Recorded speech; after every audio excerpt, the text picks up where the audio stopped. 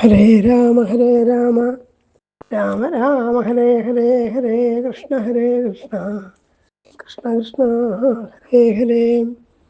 രാമായ രാമഭദ്രായ രാമചന്ദ്രായ വേധസേ രഘുനാഥായ നാഥായ സീതായ പതേ നമഃ. കൂജന്തൻ രാമ രാമേതി മധുരം മധുരാക്ഷരം ആരുഹ്യ വിദാശാഖം വന്ദേ വാൽമീകി കോകിലം. ആത്മീയസംഭൂതൻ രാമം ഭോ നിധിസംഗത ശ്രീമദ് രാമായണീ ഗംഗാപുനാതു ഭുവനത്രയം. എല്ലാ ശ്രോതാക്കൾക്കും നമസ്കാരം. വിവിധ രാമായണങ്ങളെക്കുറിച്ചുള്ള പ്രഭാഷണ പരമ്പരയുടെ 156 ഘട്ടത്തിലേക്ക് പ്രവേശിക്കുകയാണ്. തൊട്ടു മുമ്പ് നമ്മൾ കണ്ടത് വാൽമീകി രാമായണത്തിൻ്റെ 19 സർഗം വരെയാണ്. അവിടെ രാമനും ലക്ഷ്മണനും സുഗ്രീവാദികളൊക്കെ കൂടിയിട്ട് ലങ്കയിലേക്ക് പ്രവേശിക്കുന്നതിൻ്റെ 1-ാം ഘട്ടമായിട്ട് അതിൻ്റെ വടക്കേ തീരത്ത് എത്തി എന്നുള്ളതാണ്. അവിടെ ഇരുന്നിട്ട് ഈ സമുദ്രത്തിന് അകട്ടാതെ സമുദ്രത്തിൽ ഒരു സേതു ബന്ധിക്കാതെ അപ്പുറത്ത് പോകാൻ സാധിക്കില്ല എന്ന് ഉറപ്പിച്ചു. രാമൻ അവിടെ ഇരുന്നു എന്ന് പറഞ്ഞിട്ടാണ് ദർഭ വിരിച്ചിട്ട് അവിടെ യജ്ഞവേദിയിൽ അഗ്നി എന്ന പോലെ ഇരുന്നു എന്ന് പറഞ്ഞിട്ടാണ് 19-ാം സർഗം അവസാനിച്ചത്. ഹേമമുക്ത കുശാസ്തീർണേ തീരെ നദീപഥേ സംവിവേശപ്രദാ രാമോ വേദ്യാമിവ ഹുതാശന. അഗ്നിയെ പോലെ ജ്വലിക്കുന്ന രാമൻ ആ ദർഭപ്പൊൽവിരിപ്പിലെ ഇരുന്നു. 20-ാം സർഗത്തിൽ നമ്മൾക്ക് 2-4 സർഗങ്ങളിൽ ഇങ്ങനെ വാനരാദികളും രാമനൊക്കെ കളത്തിയിലെത്തിയ സമയത്ത് ലങ്കയിൽ നടന്ന സംഭവങ്ങൾ വർണ്ണിക്കുകയാണ്. അവിടെ പറഞ്ഞു തുടങ്ങുന്നത് തഥോ നിവിഷ്ടം ദ്വിജിനിൻ സുഗ്രീവേണാഭിപാലിതാം ദദർശ രാക്ഷസോഭ്യത്യ ശാർദൂലോ നാമ വീര്യവാൻ. ഇങ്ങനെ ഈ വാനരസൈന്യത്തോടു കൂടി രാമലക്ഷ്മണന്മാർ അഭയം പ്രാപിച്ചിരിക്കുന്ന വിഭീഷണമൊക്കെ കൂടി ആ തീരത്തിരിക്കുന്ന സമയത്ത് രാവണൻ്റെ ഭാഗത്തുനിന്ന് ശാർദൂലൻ എന്ന് പറയുന്നൊരു ചാരൻ ഈ വാനര സൈന്യത്തിൻ്റെ സ്ഥിതിഗതികളൊക്കെ അറിയാൻ വേണ്ടിയിട്ട് ചുറ്റി നടക്കുന്നുണ്ടായിരുന്നു. വേഷന്മാർ ചുറ്റി നടക്കുകയാണ്. യുദ്ധങ്ങളിൽ ചാരപ്രവർത്തനം വളരെ പ്രധാനപ്പെട്ടതാണ്. ചാരന്മാരെ അയച്ചിട്ട് എതിരാളികളുടെ ഓരോ നീക്കവും അവരുടെ ബലങ്ങളും അവരുടെ പടകുടീരത്തിൽ നിൽക്കുന്ന സംഭവങ്ങളൊക്കെ അറിഞ്ഞു കഴിഞ്ഞാൽ യുദ്ധത്തിൽ അത് വലിയ സഹായകരായിത്തീരും. അവിടെ എല്ലാ ആളുകളും അങ്ങനെ ചാരന്മാരെ പറഞ്ഞേക്കാറുണ്ട്. ആധുനിക കാലത്ത് പോലും ഈ ചാരപ്രവർത്തനം വളരെ പ്രധാനപ്പെട്ടതാണ്. അതിന് ശാർദൂൽ എന്ന് പറയുന്ന ചാരനെ നോക്കി നടക്കുന്ന സമയത്ത് എന്ത് ചെയ്തു, അയാൾ അതിനുശേഷം ചെന്നിട്ട് സൂക്ഷിച്ചു നോക്കി അവിടെ തിരിച്ച് രാവണൻ്റെ അടുത്തെത്തി. എന്നിട്ട് അയാളുടെ സംഗതികളൊക്കെ പറഞ്ഞു. അയാൾ പറഞ്ഞു, ഇവിടെ നമ്മുടെ നേർക്ക് ലങ്കയ്ക്ക് നേർക്ക് നീങ്ങിക്കൊണ്ടിരിക്കുകയാണ് ഈ വലിയതായ വാനര സൈന്യം. ഇത് വലിയൊരു കടൽ പോലെ അനന്തമായിരിക്കുന്നതാണ്. അവർ സീത എവിടെയാണ് ഇരിക്കുന്നതൊക്കെ നല്ലപോലെ ധരിച്ചിട്ടുണ്ട്. അവരുടെ സൈന്യം 10 യോജന വിസ്തീർണമുള്ള പ്രദേശം മുഴുവൻ വ്യാപിച്ചു നിൽക്കുകയാണ് രാജാവേ. അതുകൊണ്ട് എൻ്റെ അഭിപ്രായത്തിൽ നല്ലതെന്താണ്, യുദ്ധം ഒഴിവാക്കാണെന്ന് അദ്ദേഹം സൂചിപ്പിക്കുന്നുണ്ട്. ഇനി അഥവാ യുദ്ധം വേണ്ടി വന്നാൽ അതിന് വേണ്ടതായ സൗകര്യങ്ങളൊക്കെ നമ്മൾ ചെയ്യേണ്ടതുണ്ട് എന്നൊക്കെ ശാർദൂലൻ പറഞ്ഞു കേട്ടപ്പോൾ രാവണോ രാക്ഷസേശ്വര ഉവാച സഹസാ വ്യഗ്ര സമ്പ്രദാരി അർത്ഥമാത്മന. ഈ സൈന്യങ്ങൾ വളരെ അടുത്തെത്തിക്കഴിഞ്ഞു, അവർ ലങ്ക ഏത് സമയത്ത് ആക്രമിക്കുന്നുള്ള നിലയാണെന്നൊക്കെ അറിഞ്ഞു കഴിഞ്ഞപ്പോൾ വളരെ വ്യഗ്രതയോട് കൂടിയിട്ട് രാവണൻ വേണ്ട നടപടികളൊക്കെ ചെയ്തു എന്നാണ്. ആദ്യം ചെയ്തത് ശുഗൻ എന്ന് പറയുന്നതായ ഒരു രാക്ഷസനെ വിളിച്ചിട്ട് രാവണൻ സുഗ്രീവന് ഒരു ദൂത് കൊടുത്തയച്ചു, ഒരു സന്ദേശം കൊടുത്തയക്കാൻ. ഇത് ഒരു തന്ത്രവും കൂടിയാണ്. സുഗ്രീവനോട് രാവണൻ പറയുന്നത്, ശുഗനോട് പറഞ്ഞു, അവിടെ ചെന്നിട്ട് ആ വാനരാധിപനായ സുഗ്രീവനോട് പറയൂ, നമ്മൾ തമ്മിൽ യാതൊരു ദേഷ്യത്തിനും കാരണമില്ല. കാരണം സുഗ്രീവനും രാവണനും തമ്മിൽ ഒരു ഏറ്റുമുട്ടലുണ്ടായിട്ടില്ല. യാതൊരു തരത്തിലുള്ള കലഹത്തിനോ വൈരത്തിനോ ഇടയുമില്ല. ഞാൻ രാമൻ്റെ പത്നിയായ സീതയെ അപഹരിച്ചു എന്നുള്ളത് വാസ്തവമാണ്. അതുകൊണ്ട് താങ്കൾക്ക്, സുഗ്രീവനോട് പറയാണ്, താങ്കൾക്ക് ഗുണവും ദോഷമൊന്നും അതിലില്ല. അതുകൊണ്ട് എന്തിനാണ് വെറുതെ രാമൻ്റെ സഹായിയായിട്ട് ഈ വലിയ സൈന്യത്തെയും കൂട്ടിയിട്ട് ഇവിടെ വന്നിരിക്കുന്നത്? നമ്മൾ തമ്മിൽ യാതൊരു തരത്തിലുള്ള പ്രശ്നമില്ല, അതുകൊണ്ട് എന്ത് ചെയ്യൂ, തിരിച്ചു പോയിക്കോളൂ എന്ന് സുഗ്രീവനോട് പറയൂ എന്നാണ് രാവണൻ്റെ സന്ദേശം. അപ്പോൾ ഇത് സുഗ്രീവനെ അറിയിക്കാൻ വേണ്ടിയിട്ട് ഈ ശുഗൻ ഒരു പക്ഷിയുടെ രൂപം ധരിച്ചിട്ടാണ് പോയത്. ശുഗോ വിഹംഗമോ ഭൂത്വാ തോർണമാപ്ലുത്യതാംബരം സഗത്വാ ദൂരമധ്വാനം ഉപര്യുപരിസാഗരം സംസ്ഥിതോ ഹ്യംബരേ വാക്യം സുഗ്രീവമിതമബ്രവീത്. പക്ഷിയായിട്ട് പറഞ്ഞു തന്നിട്ട് വാനര സൈന്യമൊക്കെ നിൽക്കുന്ന സുഗ്രീവനൊക്കെ നിൽക്കുന്ന ആ സ്ഥലത്തിൻ്റെ നേരെ ആകാശത്തൂടെ അങ്ങോട്ടും ഇങ്ങോട്ടും സഞ്ചരിച്ചു. അപ്പോൾ വാനരന്മാർ കണ്ടു. മുഴുവനായിട്ട് ആളെന്തൊക്കെ പറയുന്നതിന് മുമ്പ് തന്നെ ഈ വാനരന്മാർ മേലോട്ട് ചാടിയിട്ട് ഈ ശുഗനെ, പക്ഷിയുടെ രൂപത്തിലിരിക്കുന്ന ശുഗനെ പിടിച്ചു. അതിൻ്റെ ചിറകൊക്കെ പിടിച്ചു വലിച്ചു, അതിൻ്റെ കാലുകൾ കെട്ടിയിട്ടു. അകപ്പാടെ പക്ഷി രൂപത്തിലുള്ള ഈ ശുഗൻ അവിടെ വ്യഗ്രനായി. എന്നിട്ട് അവിടെ നിന്ന് ആൾ വിളിച്ചു പറഞ്ഞു, ശുഭോ വചനബ്രവീൽ ന ദൂതാൻ ഗ്രന്ഥികാകുസ്ത വാര്യന്താം സാധു വാനര. രാമനോട് അഭ്യർത്ഥിക്കുകയാണ്, അല്ലയോ രാമ, ദൂതന്മാരാരും കൊല്ലുക പതിവില്ല, അതുകൊണ്ട് ഈ വാനരന്മാരെ തടയൂ. ഇവരെന്നെ കൊന്നേക്കാരുണ്ടായിട്ടെന്നാണ്, അവർ അനവധി ആൾക്കാരുടെ വാനരന്മാർ, ഇയാൾ ഒറ്റയ്ക്കേ ഉള്ളതാനും, അതുകൊണ്ട് ഇവരെ തടയണേ എന്ന് പറഞ്ഞു. അനുക്തവാദി ദൂതസ്സൻ സദൂതോ വധനർഹതി എന്ന് പറഞ്ഞു. അതുകൊണ്ട് എന്നെ കൊല്ലാതെ രക്ഷിക്കണേ എന്ന് പറയാൻ. ഇത് കേട്ടപ്പോൾ രാമൻ വാനന്മാരോട് പറഞ്ഞു, വധിക്കരുത് എന്ന് പറയുകയും ചെയ്തു. ഉവാച മാ വധിഷ്ഠയതി എന്താ ശാഖാമകർഷഭാൻ, കൊല്ലരുത് എന്ന് പറഞ്ഞു. അപ്പോൾ ഏതായാലും അവർ ആ ശുഗനെ, പക്ഷി രൂപത്തിലുള്ള ശുഗനെ പിടിച്ച് കെട്ടി കൊണ്ടുവന്നു. രാമൻ പറഞ്ഞു, ഇയാളിവിടെ സൂക്ഷിക്കാം, ഇയാളിവിടെ സംഗതികളൊക്കെ കണ്ടുകൊള്ളട്ടെ, കുറച്ച് കഴിഞ്ഞിട്ട് വിട്ടയക്കാമെന്ന് അയാൾ തൽക്കാലം തടവിൽ പിടിച്ചു എന്നർത്ഥം. അതിനുശേഷം ഈ നൂതനായി വന്ന ശുഗൻ ദൗത്യം നിർവഹിക്കുകയും ചെയ്തു. സുഗ്രീവനോട് പറഞ്ഞു, രാവണൻ ഇങ്ങനെ പറഞ്ഞു വെച്ചിരിക്കുന്നു, നമ്മൾ തമ്മിൽ യാതൊരു വിരോധത്തിനും ഇടയില്ലാതിരിക്കെ സീതയെ ഞാൻ അപഹരിച്ചു എന്നുള്ള കാര്യത്തിൽ താങ്കൾ പക്ഷം പിടിക്കേണ്ട കാര്യമില്ല. അതിനുവേണ്ടി രാമന് വേണ്ടി യുദ്ധം ചെയ്ത് നമ്മൾ തമ്മിൽ ശത്രു സമ്പാദിക്കേണ്ട കാര്യമില്ല, അങ്ങ് തിരിച്ചു പോയിക്കൊള്ളൂ. ഇതാണ് രാവണനെ അറിയിക്കാനുള്ളത് എന്ന് ആ ശുഗൻ പറഞ്ഞു. സുഗ്രീവൻ വല്ലാണ്ട് പ്രബോധിച്ചു. സുഗ്രീവൻ പറഞ്ഞു, ആ രാക്ഷസ രാജാവിനോട് പറഞ്ഞേക്കും, ഞാൻ അടങ്ങുന്നവനല്ല. രാമനോട് ചെയ്യുന്ന ഓരോ അക്രമവും, രാമനോട് ചെയ്യുന്ന ഓരോ അനീതിയും എനിക്കെതിരായ ഒരു അനീതി പോലെയാണ്. സ്വാഭാവികമായിട്ടും അങ്ങനെയാണല്ലോ, കാരണം അവർ സഖ്യം ചെയ്തിട്ടുള്ള ആളാണ്. ഇപ്പോൾ താൻ സഖ്യം ചെയ്ത് സ്വന്തക്കാരനായി വെച്ചിട്ടുള്ള രാമനോട് ചെയ്യുന്ന അപരാധങ്ങളൊക്കെ തന്നോട് ചെയ്യുന്ന അപരാധമാണ്. അതുകൊണ്ട് അതിന് പ്രതികാരം ചെയ്യുകയും രാമപത്നിയായ സീത അപഹരിച്ച രാവണൻ നശിപ്പിക്കുകയും ചെയ്യുക എൻ്റെ കൂടി ആവശ്യമാണ്. അതുകൊണ്ട് അത് രാവണനോട് പറഞ്ഞേക്കും പറഞ്ഞു. അങ്ങനെ അവിടെ ഉണ്ടായത്. അതിന് കുറച്ച് കഴിഞ്ഞപ്പോൾ അവർ ഈ പക്ഷിയെ വിട്ടയക്കുകയും ചെയ്തു. ഇങ്ങനെയൊക്കെ ചെയ്ത് സേവമുക്ത പ്ലവകാധിപസ്തഥാ പ്ലവങ്കനാം ഷഭോ മഹാബല. അതുകൊണ്ട് ഇങ്ങനെ ഒക്കെ പറഞ്ഞതിന് ശേഷം ശുഭനോട് പറഞ്ഞല്ലോ, ഞാൻ നിൻ്റെ വാക്കൊന്നും അനുസരിക്കുന്നില്ല. അരിശ്ചരാമസ്യ സഹാനുബന്ധസ്തോസി ബല ബാലീവധർഹവധ്യ.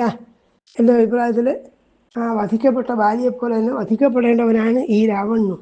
അതുകൊണ്ട് നിൻ്റെ ദൂത് കൊണ്ട് പ്രയോജനമൊന്നുമില്ല എന്നർത്ഥം. അതൊക്കെ പറഞ്ഞു. ഈ ശുഗൻ ചെന്നിട്ട് തനിക്കുണ്ടായ വിഷമങ്ങളും തന്നെ വാനന്മാരെ വിളിച്ച് വധിക്കാൻ നോക്കിയതൊക്കെ അവിടെ ചെന്നിട്ട് രാവണനോട് പറയുകയും ചെയ്തു. യുപ്യതേമേ ബലാൽപക്ഷോ ഭിദ്യന്തേമേ തഥാക്ഷിണി ഏതസ്മിന്നന്തരേ കാലേ എന്മയാഖ്യശുഭംകൃതം. ഇങ്ങനെയൊക്കെയാണ് ഉണ്ടായതെന്ന് പറഞ്ഞു. ഞഘാവയത്തധാരാമസ്വത്വാദത്പരിദേവിതം. രാമനുള്ളത് കൊണ്ടാണ് എനിക്ക് ജീവൻ കിട്ടിയത്, അയാൾ കൊല്ലരുത് വാനന്മാരോട് പറഞ്ഞുകൊണ്ടാണ് താൻ രക്ഷപ്പെട്ടത് എന്നതും രാവണനെത്തുന്ന അറിയിക്കുകയും ചെയ്തു. അതിനുശേഷം രാവണൻ ശുഗസാരണന്മാർ എന്ന് പറയുന്ന 2 പേരെ അയക്കുന്നുണ്ട്. അതാണ് പിന്നീട് പറയാം.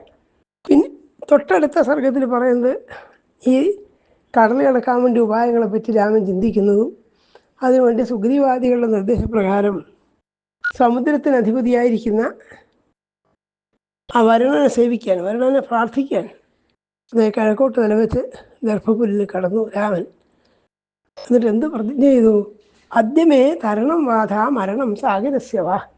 ഒന്നുകിൽ ഞാൻ ഇന്ന് മരിക്കും, അല്ലെങ്കിൽ എന്ത് ചെയ്യും, ഈ സമുദ്രം തരണം ചെയ്യാനുള്ള വഴി കണ്ടുപിടിക്കും എന്നുള്ള ഉറച്ച നിശ്ചയത്തോടു കൂടി രാമൻ അവിടെ അധിവേശിച്ച വിധിവൽ അങ്ങനെ മുനിവൃത്തിയാൽ കൊണ്ട് അവിടെ ആ കളത്തിയെടുത്ത് കിടന്നു. പക്ഷെ കുറച്ച് കഴിഞ്ഞപ്പോഴും ഈ വരുണം പ്രത്യക്ഷമായില്ല. 3 ദിവസത്തോളം അങ്ങനെ കഴിയുന്നു പറയുന്നുണ്ട്. വരുണം പ്രത്യക്ഷമാവുന്നില്ല എന്ന് കണ്ടപ്പോൾ രാമന് സ്വാഭാവികം ദേഷ്യം വന്നു. അദ്ദേഹം പറഞ്ഞു, നയം വിചാരിക്കുന്നവർക്ക്, അതായത് സാത്വികത കൊണ്ട് നടക്കുന്നവരോട് ആർക്കും ബഹുമാനമില്ല, അതുകൊണ്ടാണ് ആ വരുണൻ പ്രത്യക്ഷപ്പെടാത്തത്. ഞാൻ ഏതായാലും ഈ വരുണനെ, ഈ സമുദ്രാധിപതി ഒരു പാഠം പഠിപ്പിക്കുന്നുണ്ട്, എൻ്റെ വീരൻ ലോകം കണ്ടുകൊള്ളട്ടെ എന്ന് പറഞ്ഞ് തൻ്റെ വില്ല് കൊണ്ടുവരാൻ പറഞ്ഞു. ആ വില്ല് അതിഗംഭീരങ്ങളായ അസ്ത്രങ്ങൾ മന്ത്രവിദ്യയോട് കൂടിയിട്ട് അയക്കുകയും ചെയ്തു. ലക്ഷ്മണനോട് ഇങ്ങനെ പറഞ്ഞു, അസമർത്ഥ്യഫലാഖ്യേതേ നിർഗുണേഷു തഥാം ഗുണ ആത്മപ്രശംസനം ദുഷ്ടം ദൃഷ്ടം വിപരിതാവകം എന്നൊക്കെയാണ്. അവലേവ സമുദ്രസ് ദർശയതി സ്വയം. എന്നെ ഇങ്ങനെ അപമാനിക്കുന്ന ഈ സമുദ്രം എനിക്ക് എൻ്റെ അഭ്യർത്ഥനയ്ക്കോ എൻ്റെ താല്പര്യത്തിനോ ലേശം വഴങ്ങാത്ത എന്തുകൊണ്ടാണ്? ഞാൻ കൊള്ളാത്തവനാന്ന് വിചാരിച്ചിട്ടാണ്. അതായത് സമാധാന ചിത്തന്മാരായിരിക്കുന്ന ആളുകളെ എല്ലാവരും വിചാരിക്കുന്നത് അവർ കൊള്ളില്ല എന്നാണ്, അവർ കഴിവുകളുള്ളവരാണെന്ന് വിചാരിക്കുന്നു. അതുകൊണ്ട് അവരോടൊന്നും സാമം പ്രയോഗിച്ചിട്ട് കാര്യമില്ല, ദണ്ഡം തന്നെയാണ് വേണ്ടതെന്ന് പറഞ്ഞിട്ടാണ് രാമൻ തൻ്റെ വില്ലിൽ നിന്ന് അസ്ത്രങ്ങൾ എഴുതുന്നത്. എന്ന് പറഞ്ഞു, ഞാൻ ഈ സമുദ്രത്തെ ഇന്ന് നിർജ്ജലമാക്കി തീർക്കുന്നുണ്ട്, ജലമില്ലാത്താക്കി തീർക്കുന്നുണ്ട്. എൻ്റെ സൈനികരായ ഈ വാനരന്മാരെ കാൽനടയായിട്ട് ലങ്കയിലേക്ക് നടക്കട്ടെ എന്നാണ് രാമൻ പറഞ്ഞത്. വെള്ളമൊക്കെ വറ്റിക്കഴിഞ്ഞാൽ പിന്നെ കാൽനടയായിട്ട് പോകാൻ സാധിക്കില്ല. അപ്പോൾ അസ്ത്രങ്ങളെ കൊണ്ട് എങ്ങനെ കടലിലെ വെള്ളമൊക്കെ വറ്റിക്കുന്നു ചോദിച്ചാൽ അതൊക്കെ ദിവ്യാസ്ത്രങ്ങളുടെ ഓരോ പ്രയോഗമാണ്. ഇപ്പോൾ പുരാണങ്ങളിൽ അങ്ങനത്തെ പ്രയോഗങ്ങൾ ധാരാളം കാണാം. അങ്ങനെ ചെയ്തിട്ട് അദ്ദേഹം വില്ലിൽ അമ്പ് തൊടുത്തയച്ചു. അതോടുകൂടിയിട്ട് സമുദ്രം മുഴുവൻ ആപ്പാടെ കലങ്ങി മറിഞ്ഞു. സമുദ്രത്തിൻ്റെ അന്തർഭാഗത്തുണ്ടായ ജലജീവികളൊക്കെ പൊങ്ങി വന്നു. ആപ്പാടെ കാറ്റടിച്ചു, ലോകം മുഴുവൻ കുലുങ്ങി എന്നൊക്കെ പറയുന്നുണ്ട്. വജ്രായുധത്തിന് സമാനമായ ശരങ്ങളാണ് രാമനെ ഇത് വിട്ടത്. അതോടുകൂടിയിട്ട് ചിപ്പികളൊക്കെ ഉയർന്നു, തിരമാലകൾ ധൂമാവൃതമായി, കടലാകെ തളച്ചു മറിഞ്ഞു, കടജീവികളൊക്കെ നശിച്ചു എന്നുള്ള നില വന്നു. ആ സമയത്ത് ബ്രഹ്മർഷികളും ദേവർഷികളൊക്കെ അന്തരീക്ഷത്തിലുണ്ടായിരുന്നു. അവർ മറന്നു നിൽക്കുകയാണ്. സാമാന്യക്കാരവരെ കണ്ടൊന്നും വരില്ല. അവരൊക്കെ എന്ത് ചെയ്തു? അന്തർഹിതൈസ്ഥാപിതന്തരീക്ഷേ ബ്രഹ്മർഷിഭിശ്ചൈവ സുരർഷിഭിശ്ച. ബ്രഹ്മർഷികളും സുരർഷികളൊക്കെ അന്തരീക്ഷത്തിലുണ്ടായിരുന്നു. അവരൊക്കെ കൂടി രാമനോട് പറഞ്ഞു, മാമേത് ചോക്ത മഹതാസുരേണ. വലിയ സ്വരത്തിൽ അവർ പറഞ്ഞു, അല്ലെങ്കിൽ രാമ കടലിനെ നശിപ്പിക്കരുത്, അങ്ങ് ക്ഷോഭത്തടക്കുമെന്ന് പറഞ്ഞു. ലക്ഷ്മണനും വില്ല് തിരിച്ചു വാങ്ങാൻ ശ്രമിച്ചുകൊണ്ട് പറഞ്ഞു, അങ്ങനെ കോപിക്കരുത്. മാമേത് ചോക്ത, അരുത്, ഇങ്ങനെ ചെയ്യരുത് എന്ന് പറഞ്ഞിട്ട് ലക്ഷ്മണനും രാമനെ തടഞ്ഞു. രാമൻ ശാന്തനായി. ശാന്തനാകുന്ന സമയത്ത് സാക്ഷാൽ വരുണദേവൻ, സമുദ്രാധിപതിയായ വരുണദേവൻ പ്രത്യക്ഷമാവുകയും ചെയ്തു. എന്നിട്ട് രാമനെ തൊഴുതിട്ട് പറഞ്ഞു, അങ്ങ് ക്ഷോഭിച്ചത് തെറ്റൊന്നുമില്ല, ഞങ്ങൾ ചപല സ്വഭാവക്കാരാണ്, അതുകൊണ്ടാണ് അങ്ങയുടെ ഈ ആവശ്യത്തെ വേണ്ട പോലെ പരിഗണിക്കാതെ പോയത്. ഞാനെന്ത് ചെയ്യാം, ഈ വാനരന്മാർക്കൊക്കെ വഴി ഞാൻ കൊടുത്തോളാം. നിങ്ങളെയൊക്കെ ഞാൻ ഈ സമുദ്രം കിടക്കുന്ന സമയത്ത് സമുദ്രത്തിലെ ജലജീവികളൊന്നും വാനരന്മാർക്കൊരു അപകടം ഉണ്ടാക്കില്ല. നിങ്ങൾക്കിവിടെ വലിയ അണ കെട്ടിയിട്ട് ഒരു സേതു ബന്ധിച്ചിട്ട് അക്കരയ്ക്ക് കടക്കാം എന്നുള്ള അനുവാദം ഞാൻ തന്നിരിക്കുന്നു എന്ന് പറഞ്ഞു. എന്ന് മാത്രമല്ല, രാമനോട് നിർദ്ദേശിച്ചു, നളൻ, വിശ്വകർമാവിൻ്റെ പുത്രനായ നളനുണ്ട്, നിങ്ങളുടെ കൂടെ ഉണ്ട്. ആ നളന് എന്നിലൂടെ ഒരു വലിയ ചിറകെട്ടാൻ വിഷമം ഉണ്ടാവില്ല. ആൾ അധികം വിദഗ്ധനായിരിക്കുന്ന ആളാണ്, വാസ്തുശില്പങ്ങളൊക്കെ അറിയുന്ന ആളാണ്. അതുകൊണ്ട് അയാൾ അങ്ങനെ ചെയ്യട്ടെ എന്ന് പറഞ്ഞു. നഗ്രാഹ വധമിഷ്യന്തി യാവത്സേനോദരിഷ്യതി ഹരീണാന്തരണേ രാമ കരിഷ്യാമി യഥാസ്ഥലം. ഞാൻ കടന്നു പോകാനുള്ള സ്ഥലം തരാമെന്ന് പറഞ്ഞു. അപ്പോൾ രാമൻ പറഞ്ഞു, ഞാൻ ഈ വില്ല് അമ്പ് തൊടുത്തു കഴിഞ്ഞു, വേണ്ടതുപോലെ എല്ലാ അസ്ത്രങ്ങളും ഉപയോഗിച്ചില്ല എന്ന് മാത്രമേ ഉള്ളൂ. അപ്പം എൻ്റെ ലക്ഷ്യമായിട്ട് എന്ത് ചെയ്യും, വില്ലിൽ തൊടുത്ത അമ്പ് ഞാൻ എന്ത് ചെയ്യും, അത് നിഷ്ഫലമാക്കാൻ പറ്റില്ല. അപ്പോൾ ഒരെണ്ണം പറഞ്ഞു, വടക്ക് ഭാഗത്ത്, സമുദ്രത്തിൻ്റെ വടക്ക് ഭാഗത്ത് ആഭീരപ്രമുഖ പാപ വിവന്തി സലിലം മമ. ആഭീരന്മാരെന്ന് പേരുള്ളതായ കുറേ ആൾക്കാരുണ്ട്. അവർ എൻ്റെ ജലം, സമുദ്രത്തിലെ ജലമൊക്കെ കുടിച്ച് തീർക്കുകയാണ്. അവർ വലിയ ദ്രോഹം ചെയ്യുന്നവരാണ്. അവർക്ക് നേരെ ഈ അസ്ത്രങ്ങൾ പ്രയോഗിക്കാമെന്ന് പറഞ്ഞു. അസ്ത്രങ്ങൾ അങ്ങോട്ട് തിരിച്ചു വിട്ടു. അത് ചേട്ടാണ് ഈ അണകെട്ടിനെ കുറിച്ച് വിശദമായിട്ട് പറഞ്ഞത്. അതുകൊണ്ട് ഈ നളനെ ഏൽപ്പിക്കും. നളൻ അങ്ങയ്ക്ക് വേണ്ടിയിട്ട് ഏഷ സേതും മഹോത്സാഹ കരോ ദുമൈവാനര അയം സൗമ്യ മളോ നാമ തനയോ വിശ്വകർമ്മണ. വിശ്വകർമാവിൻ്റെ പുത്രനായ നളൻ എന്നൊരാളുണ്ടല്ലോ നിങ്ങളുടെ കൂട്ടത്തിൽ, ആ നളനെ ഏൽപ്പിക്കും, അയാൾ അണ കെട്ടിക്കൊള്ളുന്നു പറഞ്ഞു. അപ്പോൾ നളനും പറഞ്ഞു, അഹം സേതും കരിഷ്യാമി വിസ്തീർണേന മകരാലയെ, ഞാൻ ഗംഭീരമായ വിസ്താരത്തോടുകൂടി ഈ സമുദ്രത്തിൽ ഞാൻ അണ കെട്ടിക്കോളാമെന്ന് നളൻ പറഞ്ഞു. അങ്ങനെ അവർ സേതുബന്ധനം ആരംഭിച്ചു. ബാലന്മാർ വലിയ ഉത്സാഹത്തോട് കൂടിയിട്ട് അവിടെ അടുത്തുള്ള കാടുകളിലൊക്കെ പോയിട്ട് വമ്പൻ മരങ്ങളൊക്കെ അടർത്തിക്കൊണ്ട് വന്നു. ശിലാഖണ്ഡങ്ങളും പർവ്വതത്തിൻ്റെ കൊടുമുടികളൊക്കെ ഒന്നായിട്ട് പൊരിച്ചു കൊണ്ടുവന്നു. ഇതൊക്കെ വെള്ളത്തിലിട്ട് കടൽ തൂർക്കുകയാണ്, എന്നിട്ടാണ് പാലം കിട്ടുന്നത്. അങ്ങനെ ഗംഭീരമായിട്ടുള്ള ആ സേതുബന്ധനത്തെക്കുറിച്ചാണ് കുറേ ശ്ലോകങ്ങളുള്ളത്. 5 ദിവസം കൊണ്ട്, അവരുടെ സാമർഥ്യം കൊണ്ട് 5-ാമത്തെ ദിവസം കൊണ്ട് ഈ പാലം പൂർത്തിയാക്കുകയും ചെയ്തു. അതിൽ ആദ്യത്തെ ദിവസം 14 യോജന നീളത്തിൽ സേതു ബന്ധിച്ചു എന്നൊക്കെ വിശദമായിട്ട് പറയുന്നുണ്ട്. ആദ്യത്തെ ദിവസം 14, രണ്ടാമത്തെ ദിവസം കുറേ കൂടി വർദ്ധിച്ചു 20 യോജന, മൂന്നാമത്തെ ദിവസം 21 യോജന, 4-ാം ദിവസം 22 യോജന, 5-ാം ദിവസം 23 യോജന. അങ്ങനെ 5-ാമത്തെ ദിവസം ആകുമ്പോഴേക്ക് ഈ സമുദ്രത്തിൻ്റെ 100 യോജനയും കടക്കാനൊക്കെ പാലം കെട്ടിക്കഴിഞ്ഞു. അത് വളരെ കേമായിട്ടാണ്, വളരെയധികം വീതിയോട് കൂടിയിട്ട് ഒക്കെയാണ് ഉണ്ടാക്കിയത് പാലം. കാരണം അനവധി വാനന്മാരുണ്ട്, 10,000-കണക്കിന് കോടിക്കണക്കിന് തന്നെ ഉണ്ട് നേരത്തെ പറഞ്ഞിട്ടുണ്ട്. അവർക്കൊക്കെ കടന്നു പോകാമെന്നൊക്കെ വേണം വീതിയിൽ ഗംഭീരമായ സേതു ഉണ്ടാക്കി കഴിഞ്ഞു. നീളം 100 യോജന തന്നെ, കാരണം സമുദ്രം 100 യോജന ആണുള്ളത്. ആ 100 യോജന നീളത്തിലും 13-ലധികം യോജന, ചിലതിക്കൽ 100 യോജന ഒന്നും കാണുന്നില്ല, 100 യോജനയോളം വീതിയിലാണ് ഉണ്ടാക്കിയതാണ്. വളരെയധികം വീതിയിൽ വാനന്മാർക്കൊക്കെ പോകാമെന്നൊക്കെ വേണം ഗംഭീരമായ ഒരു സേതു നിർമ്മിച്ചു കഴിഞ്ഞു. അതിനെപ്പറ്റിയാണ് കുറേ വിസ്തരിച്ചിട്ടുള്ളത്. വാനന്മാരുടെ അത്യുത്സാഹങ്ങളും അവർ ആനയെപ്പോലെ വലിയതായ പാറകളൊക്കെ എടുത്തുകൊണ്ട് വന്നു. അവരത് അത്തകൃതാനി പ്രഥമേന അന്നായോജനാനി ചതുർദശ എന്നൊക്കെ പറഞ്ഞിട്ട് പഞ്ചമേന തഥാച അന്ന പ്ലവകൈ ക്ഷിപ്രകാരിഭി യോജനാനി ത്രയോ വിംശൽ, 23 യോജന വീതിയിലാണ്, 100 23 യോജന വീതിയും 100 യോജന നീളത്തിലുമാണ് ഉണ്ടാക്കി തീർത്തത്. അങ്ങനെ ആ പാലം ഉണ്ടാക്കിയതോട് കൂടിയിട്ട്, സേതുബന്ധനം ചെയ്തതോട് കൂടിയിട്ട് ലങ്കയിലേക്കുള്ള പ്രവേശനത്തെക്കുറിച്ചുള്ള ഉത്കണ്ഠകളും ആശങ്കകളും ഒക്കെ കഴിഞ്ഞു. ദൃശു സർവഭൂതാനി സാഗരേ സേതുബന്ധനം. ഈ വാനരന്മാർ, രാമൻ്റെ സഹായികളായ വാനരന്മാർ അത്യത്ഭുതമായ വേഗത്തോട് കൂടിയിട്ട് ഈ സേതു ബന്ധിച്ചു കണ്ടപ്പോൾ എല്ലാ ജീവജാലങ്ങളും അത്ഭുതപ്പെട്ടു നോക്കിയാണ്. താനി കോടി സഹസ്രാണി വാനരാണാം മഹൗജസാം, 1000 കോടിയോളം ഉണ്ട് വാനരന്മാരെന്നാണ്. അതിനുശേഷം ഈ സേതുബന്ധനം പൂർത്തിയായപ്പോൾ സുഗ്രീവൻ അടുത്ത് വന്നിട്ട് രാമനോട് പറഞ്ഞു, ഇനി നമുക്ക് പ്രയാസങ്ങളൊന്നുമില്ല, ലങ്കയിലേക്ക് പ്രവേശിക്കാം, രാവണൻ്റെ കോട്ടയിലേക്ക് പ്രവേശിക്കാം. അങ്ങ് ഹനുമാൻ്റെ ചുമലിൽ കയറിയിരിക്കുമോ, അങ്കദൻ്റെ ചുമലിൽ ലക്ഷ്മണൻ ഇരിക്കട്ടെ. ഹനുമന്തം ത്വമാരോഹ അങ്കദന്ത ലക്ഷ്മണ അയം ഹീവിലോ വീര സാഗരോ മകരാലയം, നമുക്ക് ഈ സാഗരത്തെ കടക്കാം എന്ന് പറഞ്ഞു. അപ്പം ഇങ്ങനെ പറഞ്ഞു. അത് രാമൻ സമ്മതിച്ചു. വാനന്മാരാകട്ടെ അത്യുത്സാഹത്തോടു കൂടി ചാടുകയും തുള്ളുകയൊക്കെ ചെയ്തു. അത് വീതിയുള്ള പാലമാണല്ലോ, അതിനെ കൊണ്ട് ചിലർ എന്നിട്ടും ഈ പാലം കെട്ടിയിട്ടുണ്ടെങ്കിലും ചില ആകാശമാർഗം തന്നെ പോയി എന്നൊക്കെ പറയുന്നുണ്ട്.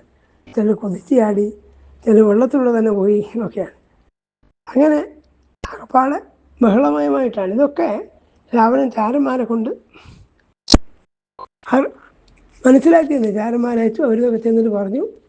അങ്ങനെ ഇരിക്കുന്ന സമയത്ത് രാമൻ സുഗ്രീവനോട് പറഞ്ഞു, അല്ലയോ സുഗ്രീവ, നമുക്ക് ലങ്കയിലേക്ക് പ്രവേശിക്കാനുള്ള സമയം തന്നെയാണ്.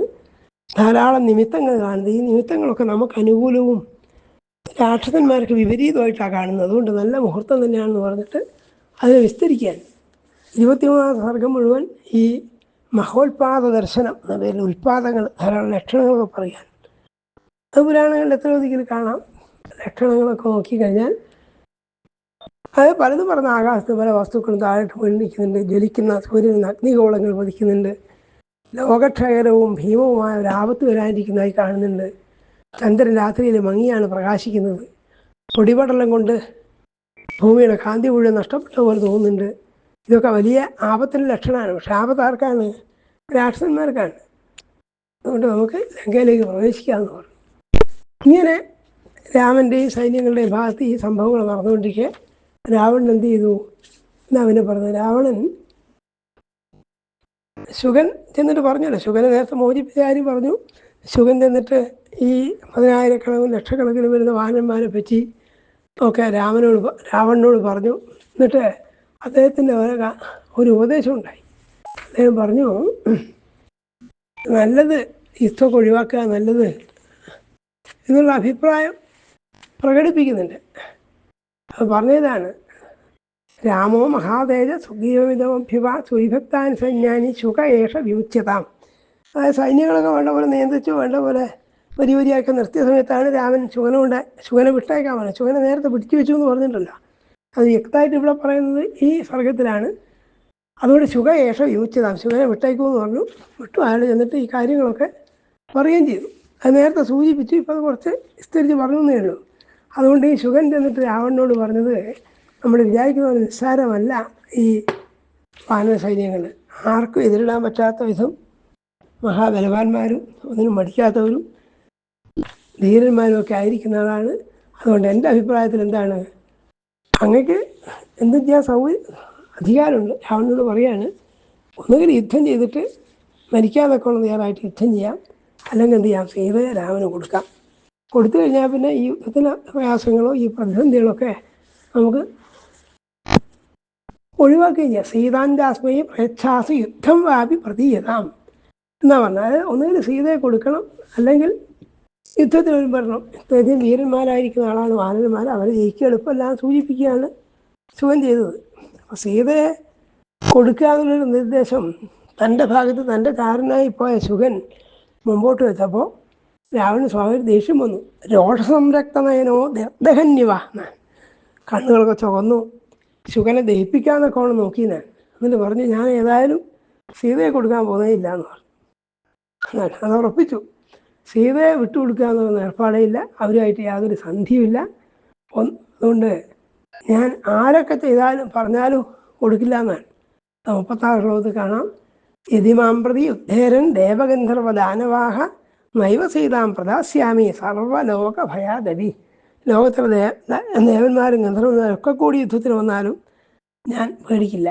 കലാസമയബദ്ധാവന്തി മാമക രാഘവൻസല എന്ന് മാത്രമല്ല, എൻ്റെ വീര്യമോ എൻ്റെ യുദ്ധസാമർത്ഥ്യമൊന്നും രാമന് ശരിക്കും മനസ്സിലായിട്ടില്ല. അതുകൊണ്ടാണ് അയാൾ എന്നോട് യുദ്ധം ചെയ്തുകൊള്ളാൻ വിചാരിക്കുന്നത്. എൻ്റെ വില്ലിൽ നിന്ന് പുറപ്പെടുന്ന എരികൊള്ളികൾ പോലെ പുറപ്പെടുന്നതായ അമ്പുകൾ ആനയെ എന്ന പോലെ ആ രാമൻ്റെ സൈന്യത്തൊക്കെ ഇല്ലാതാക്കും. ആനയ്ക്ക് നേരെ തീക്കൊള്ളികൾ പ്രയോഗിച്ച ആന പിന്തിരിഞ്ഞോളില്ല. അതേപോലെ എന്നുവെച്ചാൽ ദാശരഥിർവേദ തേനമായി യുദ്ധമിച്ഛതി, ഞാൻ എത്ര തരത്തിലൊക്കെ യുദ്ധം ചെയ്യും എന്നൊന്നും ആ രാമന് മനസ്സിലായിട്ടില്ല. അതുകൊണ്ടാണ് അയാൾ യുദ്ധത്തിന് പുറപ്പെടുന്നതൊക്കെ തീരെ മയമില്ലാത്ത തരത്തിൽ പറയുകയും ചെയ്തു. അതിനുശേഷം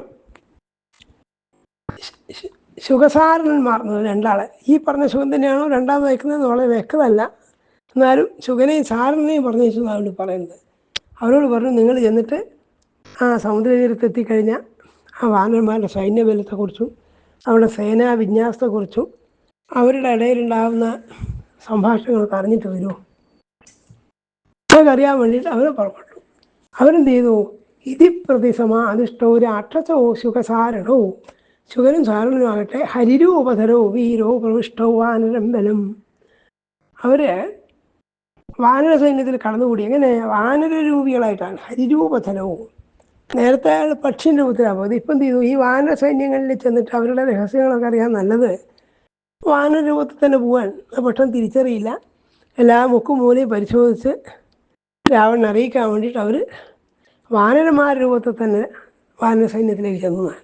അങ്ങനെ ആദദക്ഷേ സരാമായ ഗൃഹീത്വാ ശുഖസാരണവും. പക്ഷെ അവിടെ വിഭീഷണുണ്ടല്ലോ, വിഭീഷണൻ രാക്ഷസന്മാരുടെ മായാപ്രയൊക്കെ വേഗം അറിയാൻ സാധിക്കുന്ന തരത്തിൽ പരിചയമുള്ള ആളാണ്. അയാൾ സ്വയം രാക്ഷസനാണല്ലോ. അതുകൊണ്ട് അയാൾക്ക് ഉടനെ തന്നെ മനസ്സിലായി ഈ 2 പേര് രാക്ഷസന്മാരാണ്, വാനരരൂപികളായിട്ട് വന്നിരിക്കുകയെന്ന് മനസ്സിലായി. അയാളത് അറിയിച്ചു. ഉടനെ അവർ 2 പേരെയും പിടിക്കുകയും ചെയ്തു. ശത്രു സൈന്യങ്ങളിൽ ചെന്നിട്ട് ഈ വിവരങ്ങളൊക്കെ ചോർത്തിയെടുക്കുന്ന ഈ ചാരന്മാരെ വാനര സൈന്യങ്ങൾ പിടിച്ചു. അവരെ വധിക്കുകയും ചെയ്തില്ല. തൗദൃഷ്ടോ വ്യഥിതോ രാമം നിരാശോ ജീവിതേ തഥാ കൃതാഞ്ജലി പുടവും ഭീതവും വചനം ചേതവോചതു. തങ്ങൾ പിടിക്കപ്പെട്ടപ്പോൾ അവർ വളരെ ഭയത്തോട് കൂടിയിട്ട് തൊഴുതുകൊണ്ട് പറഞ്ഞു ഞങ്ങളെ മോചിപ്പിക്കണം, ഞങ്ങളെ കൊല്ലരുതേ എന്ന് രാമനോട് പറഞ്ഞു. രാമനാണല്ലോ ഏതായാലും എല്ലാറ്റിനും നേതാവായിരിക്കുന്നു. അവസാന വാക്ക് രാമൻ്റെ. രാമനോട് പറഞ്ഞു ഞങ്ങളിവിടെ വന്നിരിക്കുന്നത് ആവാമി ഹാഗതോ സൗമ്യ രാവണപ്രഹിതാവുഭവും, ഞങ്ങൾ രാവണൻ്റെ ദൂതന്മാരായിട്ട് രാവണൻ്റെ നിർദ്ദേശപ്രകാരം വന്നിരിക്കുകയാണ്. അപ്പോൾ ഞങ്ങൾ സ്വന്തം നിലയ്ക്കല്ലേ ഇത് ചെയ്യുന്നതെന്ന് അർത്ഥം. അതുകൊണ്ട് ദൂതനെ പോലെ കണക്കായി ഞങ്ങളെ കൊല്ലരുതെന്നാണ്. അപ്പോൾ രാമനാകട്ടെ ചിരിച്ചുകൊണ്ട് അവരോട് പറഞ്ഞു അബ്രവീൽ പ്രഹസൻ വാക്യം സർവഭൂതഹിതേരഥ. സർവഭൂതങ്ങൾക്കും നന്മ ചെയ്യുന്ന അവർക്ക് ഹിതം ചെയ്യുന്നവനായ രാമൻ പറഞ്ഞു, അല്ലയോ ശുഖസാരണന്മാരെ, നിങ്ങൾ എവിടെ വേണമെങ്കിലും നടന്നുകൊള്ളൂ, എൻ്റെ സൈന്യത്തിൻ്റെ സ്ഥിതിഗതികളൊക്കെ നന്നായിട്ട് മനസ്സിലാക്കിക്കൊള്ളൂ, എനിക്കതിനെപ്പറ്റി ഭയമില്ല എന്നർത്ഥം. ശത്രു തങ്ങളുടെ രഹസ്യങ്ങൾ അറിഞ്ഞാൽ ഭയപ്പെടുന്ന ആരാണ്? സ്വന്തം ബലത്തിൽ വേണ്ടത്ര വിശ്വാസമില്ലാത്തവരാണ്. എനിക്ക് ആ ഭയമൊന്നുമില്ല, അതുകൊണ്ട് നിങ്ങൾ ഇഷ്ടംപോലെ നടന്നുകൊള്ളൂ എന്ന് പറഞ്ഞു. എന്നിട്ട് അവിടെ ചെന്നിട്ട് എന്ത് ചെയ്യും? വക്തവ്യോ രാക്ഷസാം രാജോ യഥോക്തം വദനം മമ. ഞാനിങ്ങനെ പറഞ്ഞു എന്നാൽ രാവണനോട് പറയുകയും ചെയ്തേക്കും. ഞാൻ പേടിക്കുന്നില്ല അർത്ഥം. രാവണൻ തൻ്റെ രഹസ്യമൊക്കെ കണ്ടുപിടിച്ചു, ചാരന്മാരെ അയച്ചിട്ട് ഇവിടുത്തെ സൈനിക നീക്കങ്ങളൊക്കെ വ്യക്തമായി മനസ്സിലാക്കി എന്നുള്ളതൊന്നും തന്നെ ലവലേശം പേടിപ്പിക്കുന്നില്ല എന്ന് അറിയിക്കാൻ വേണ്ടിയാണ്. അങ്ങനെ അവരെന്ത് ചെയ്തു? തിരിച്ചുപോയി. അവർ കുറച്ച് നേരത്തെ വന്നതാണ്. അവർ സൈന്യത്തിൻ്റെ വിന്യാസങ്ങളൊക്കെ അറിഞ്ഞു. രണ്ടുപേരും തിരിച്ചു വന്നിട്ട് രാവണനോട് പറയുകയും ചെയ്തു. അപ്പോൾ ഒരു ആവർത്തനമാണ്. നേരത്തെ ശുഗൻ പോയിട്ട് പറഞ്ഞു, ഇപ്പോൾ ശുഖസാരണന്മാർ രണ്ടുപേരും കൂടി ചെന്ന് പറഞ്ഞു. എന്നിട്ട് അവരും എന്താ പറഞ്ഞത്? അവർ ഈ സൈന്യങ്ങളുടെ വമ്പിച്ച വാഹന സൈന്യത്തൊക്കെ കണ്ടിട്ട് അവർ ആ രാവണനോട് പറഞ്ഞു, അല്ലേ ഒരു രാക്ഷസാധിപ, ഞങ്ങൾ കൊല്ലപ്പെടുമായിരുന്നു, പക്ഷേ രാമൻ ഞങ്ങളെ മോചിപ്പിക്കുക ചെയ്തത്. അവർ വളരെ ഗംഭീരന്മാരായ വാനരന്മാരാണ്. ഈ രാമലക്ഷ്മണനാകട്ടെ ഹസ്തപ്രയോഗ വിദഗ്ധരാണ്. ആ രാമലക്ഷ്മണന്മാർക്ക് സഹായമായിട്ട് ഇപ്പോൾ വിഭീഷണനുണ്ട്, കേമനായിരിക്കുന്ന സുഗ്രീവനുണ്ട്, ഹനുമാൻ മുതലായ വാനരന്മാരുണ്ട് എന്നൊക്കെ പറയും. അതുകൊണ്ട് ഞങ്ങളുടെയൊക്കെ തോന്നുന്നത് എന്താണ്? അലം വിരോധേന ശമോ വിധീയതാം പ്രതീയതാം ദാശരഥായ മൈഥിലീം. ആ സീതയെ രാമന് മടക്കി കൊടുക്കുകയാണ് നല്ലത് എന്നാണ് ഞങ്ങളുടെ അഭിപ്രായം. ഇതങ്ങ് കേട്ടപ്പോൾ രാവണന് സ്വാഭാവികമായിട്ട് ദേഷ്യം വന്നു. രാവണൻ പറഞ്ഞു, നിങ്ങൾ ശത്രുപക്ഷത്തിന് അനുകൂലമായിട്ട് അവരെ സ്തുതിക്കുകയാണ്. യജമാനായിരിക്കുന്ന തന്നെ ലെവലേശം ബഹുമാനില്ലാതെ യജമാന്മാരോട് എങ്ങനെയാണ് പറയേണ്ടത്, അവരെങ്ങനെയാണ് തൃപ്തിപ്പെടുത്തേണ്ടതെന്ന് അറിയാത്ത മൂഢന്മാരാണ് നിങ്ങൾ. നിങ്ങൾ ശത്രുസൈന്യത്തെ പുകഴ്ത്തുകയും എന്നെ ഇടിച്ചു താഴ്ത്തുകയും ചെയ്യാണ്. ഞാൻ യഥാർത്ഥത്തിൽ നിങ്ങൾ വധിക്കപ്പെടേണ്ടവനാണ്. പക്ഷെ ഞാൻ ഇപ്പം നിങ്ങളെ കൊല്ലാത്തത് നിങ്ങൾ മുമ്പ് ചെയ്തിട്ടുള്ള ഉപകാരങ്ങളൊക്കെ വിചാരിച്ചിട്ടാണെന്ന് പറയുകയും ചെയ്തു. അതൊക്കെ പറഞ്ഞ് കൊന്നില്ല. അതുകൊണ്ട് അവരോട് പറഞ്ഞു, ആ വാനര സൈന്യത്തൊക്കെ എനിക്ക് പരിചയപ്പെടുത്തുമെന്ന് പറഞ്ഞു. പിന്നെ രാവണൻ്റെ വലിയ മാളികേൻ്റെ മേലെ കയറിയിരുന്നു. താഴെ സമുദ്രതീരത്ത് പരന്നു കിടക്കുന്ന സൈന്യങ്ങളൊക്കെ കണ്ടു. എന്നിട്ട് അവരെയൊക്കെ പരിചയപ്പെടുത്താൻ ഈ ശുഭസാരന്മാരോട് പറഞ്ഞു. അവരടുത്ത് നിന്ന് കണ്ടിട്ടുള്ളതാണല്ലോ. അതാണ് ഈ 26 അധ്യായമൊക്കെ പറയുന്നത്. അതൊക്കെ വിസ്തരിക്കേണ്ട വലിയ വിഷയമില്ല. അവിടെ ഓരോ ആളെ ചൂണ്ടിക്കാണിച്ചിട്ട് ഇതാ ഹനുമാനാണ്, മറ്റത് അങ്കദനാണെന്ന് ചൂണ്ടിക്കാണിക്കുകയാണ്. ജവാല് നെല്ലത്ത് വെച്ച് ക്രോസത്തോട് നിൽക്കുന്നവൻ ഹനുമാനാണ്, മറ്റത് നളനാണ്, മറ്റത് പനസനാണ്, മറ്റത് ശരഭനാണ് എന്നിങ്ങനെ പ്രമുഖന്മാരായ വാനരന്മാരൊക്കെ രാവണന് ചൂണ്ടിക്കാണിച്ചു കൊടുത്തു. ഇതൊക്കെ മഹാബലവാന്മാരാണ്, ഒന്നിനും ഭയമില്ലാത്തവരാണ് എന്നൊക്കെ ധരിപ്പിക്കുകയും ചെയ്തു. രാവണൻ തൻ്റെ മാളികയിൽ നിന്ന് ഇവരൊക്കെ നോക്കിക്കണ്ടു. അതാണ് 26-ാം സർഗം മുഴുവനുള്ളത് വാനര പ്രദർശനം എന്നുള്ളതാണ്. അവരുടെ സംഖ്യയെക്കുറിച്ചും വീണ്ടും ഈ ശുഭസാരന്മാർ പറയുന്നുണ്ട്. അനവധി തരത്തിലുള്ള ആൾക്കാരാണുള്ളത്. അതുകൊണ്ട് എളുപ്പമല്ല യുദ്ധം എന്നുള്ളവർ നിരന്തരം സൂചിപ്പിക്കുക ചെയ്യുന്നത്. 26-ലും 27-ലും ആ സംഖ്യകളൊക്കെ വിസ്തരിച്ച് പറയുന്നുണ്ട്. ഓരോരോ പ്രമുഖരായ വാനന്മാരെ കീഴിൽ ഇത്രയധികം സൈന്യങ്ങളുണ്ട്, വാനര സൈന്യങ്ങളുണ്ട്. അവരത്രയൊന്നും നിസ്സാരമാണ് അങ്ങ് വിചാരിക്കരുത്. ശക്യന്തേ ബഹുത്വത്താതു സംഖ്യാതും ലഘുമ. അവരുടെ സംഖ്യയൊക്കെ പറഞ്ഞു തീർക്കാൻ തന്നെ വിഷമാണ്. അത്രയുണ്ട് ശക്യന്തേന്നാണ്, സാധിക്കില്ല. സർവേ മഹാരാജ മഹാപ്രഭാവ സർവേ മഹാശൈലനികാശകായ സർവേ സമർത്ഥാ പ്രതിവീക്ഷണേന കർത്തും പ്രവിദ്ധസ്ത്വവികീർണ ശൈലം. ഈ ബലശാലികളായ വാനരന്മാർ എന്തിനു കൊള്ളാവുന്നവരാണ്, പ്രഭാവശാലികളാണ്. അവർക്ക് ഈ ഭൂമി മുഴുവൻ തന്നെ നശിപ്പിക്കാൻ നിമിഷ നേരെ വേണ്ടി നിൽക്കാൻ പറഞ്ഞു. ഇതൊക്കെ കേട്ടു. അത് കേട്ടതിന് ശേഷം രാവണൻ പക്ഷേ ഇതുകൊണ്ടൊന്നും ഭയമൊന്നുമില്ല. രാവണൻ കേട്ടു. അതിനുശേഷം പിന്നീട് പറയുന്നത് ഹനുമാൻ മുതലായവരൊക്കെ എന്തൊക്കെ ചെയ്തു, വാനരന്മാർ യുദ്ധത്തിൻ്റെ കൗശലങ്ങളെക്കുറിച്ച് എന്നൊക്കെ വിചാരിച്ചു എന്നൊക്കെ സാമാന്യം വിസ്തരിച്ച് പറയുന്നത് 100 ലക്ഷം കോടിയെന്നും 100,000 കോടി ഉണ്ട് എന്നൊക്കെയാണ് ഈ സൈന്യങ്ങൾ പറഞ്ഞത്. പഴയ കണക്കിനനുസരിച്ചാണ്. അത് 100,000 ശംഖു ഒരു സംഘമാണ്, മഹാശംഖു എന്ന് പറയുന്നത് മഹാസംഘമാണ് എന്നൊക്കെ അതിൻ്റെ പഴയ കണക്കാണ്. ഒക്കെ കൂടി പറഞ്ഞാൽ 100 മഹൗഘവും കോടി മഹൗഘവും എണ്ണം വരുന്ന കടൽ പോലെ വരുന്ന കിടക്കുന്ന സൈന്യമുണ്ട് എന്നാണ് പറഞ്ഞുകൊണ്ട് വന്നത്. ഇതൊക്കെ കുറച്ച് വിസ്തരിച്ച് പറഞ്ഞതാണ്, അവളെ ചുരുക്കി പറയുന്നതെന്ന് മാത്രമേ ഉള്ളൂ. കാരണം ഓരോ ശ്ലോകത്തിന് വിസ്തരിക്കേണ്ട വിഷയമില്ല. അവരുടെ ആ സൈന്യത്തിൻ്റെ വലിപ്പമൊക്കെ രാവണന് ബോധ്യപ്പെടുത്താൻ വേണ്ടിയിട്ട് ഇതൊക്കെ പറഞ്ഞു. ഇതൊക്കെ പറഞ്ഞതിന് ശേഷം കാണിക്കുകയും ചെയ്തു, ക്ഷോഭിക്കാത്ത ബലത്തോടു കൂടിയവനായ രാമൻ സുവേരപർവ്വതത്തിലേക്ക് എത്തിക്കഴിഞ്ഞു എന്നുള്ളത് അവർ ലങ്കേശനെ അറിയിക്കുകയും ചെയ്തു. അതായത് പല രാജന്മാരുണ്ടാവും, രാജന്മാരിതൊക്കെ വന്ന് അറിയിച്ചു. അതിനുശേഷം യുദ്ധത്തിൻ്റെ ആരംഭമാണ് ഇനി വർണ്ണിക്കാൻ പോകുന്നത്. അതിന് മുമ്പേ ഒരു ദൂത് കൂടി നടത്തുന്നുണ്ട്. ആ സംഗതികളൊക്കെയാണ് തുടർന്നുള്ള ലക്കങ്ങളിൽ. ആദ്യമായിട്ട് രാമനും രാവണനും തമ്മിൽ ഏറ്റുമുട്ടുന്നതും രാവണന് ആദ്യത്തെ യുദ്ധത്തിൽ തന്നെ ഉണ്ടാകുന്ന പരാജയങ്ങളൊക്കെയാണ് തുടർന്നുള്ള സർഗങ്ങളിൽ വർണ്ണിക്കാൻ പോകുന്നത്. തൽക്കാലം ഇവിടെ നിർത്തിയിട്ട് ബാക്കി വിഷയങ്ങളൊക്കെ തുടർന്നുള്ള പ്രഭാഷണം കേൾക്കാം. നമസ്കാരം.